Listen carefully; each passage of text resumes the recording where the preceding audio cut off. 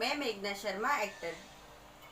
मैं हमारी तमन्ना Bhojpuri music channel के ओर से आप सभी का स्वागत करती हूं। अगर आप लोग हमारा वीडियो देखते हैं, हमारा वीडियो पसंद आता है तो प्लीज़ कमेंट कीजिए, लाइक कीजिए, शेयर कीजिए, सब्सक्राइब करना बिल्कुल ना भूलें। Thank you.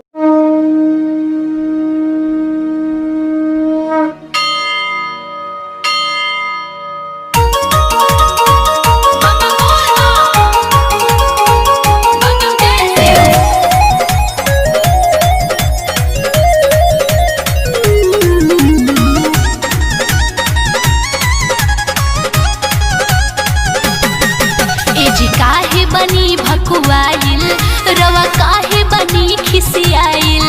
काल्हे से भांग न मिलल हमर माथा बापा गलाइल। बुझाइल लो दिमाग काम नहीं करत त हम का करी। जी काहे बनी भकुआइल रवा काहे बनी खिसियाइल। काल्हे से भांग न मिलल हमर माथा बापा गलाइल। भांग नहीं खे घोरी काहे करतानी सो। ई का कहत रे? भांग नहीं खे घोरी काहे करतानी सो। अरे कैसन नीरा भेद निंदिया सुतालू गौरा भंगिया चोरा के ले गइछो।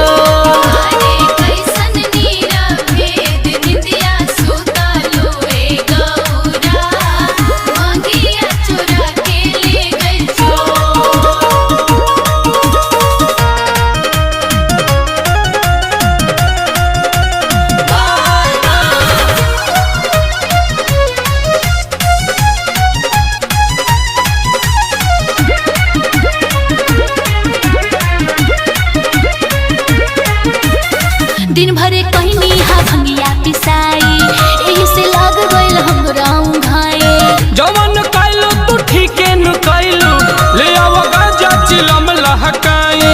ले आव जल्दी ले आव। ना मानो दिन भरे कहनी हा भंगिया पिसाई, एही से लग गइल रहे घाई। जवन कइलू तू ठीके न कइलू, ले आव गाजा चिलम लहकाई। सलाइयो ले लिहा लागता के बैला पियलस ना त पियलस मो। कैसे लागता के बैला पियलस ना त पियलस मो। अरे कैसन नीरा भेद निंदिया सुतालू गौरा भंगिया चोरा के ले गइछो।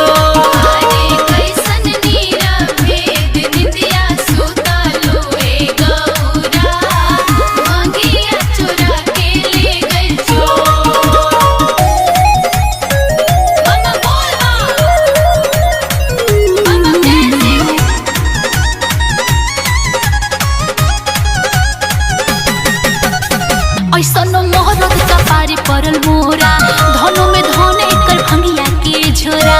होई बवंडल देखाइम तारा मंडल, न तले आव भांग भर के कटोरा। ऊ बुझाता ऐसन मोहरत का पारी परल मोरा, धनो में धन एकर भंगिया के झोरा। होई बवंडल देखाइम तारा मंडल, न तले आव भांग भर के कटोरा। करब बवाल जदी नैहर जाइब छोड़। करब बवाल जदी नैहर जाइब छोड़। अरे कैसन नीरा भेद निंदिया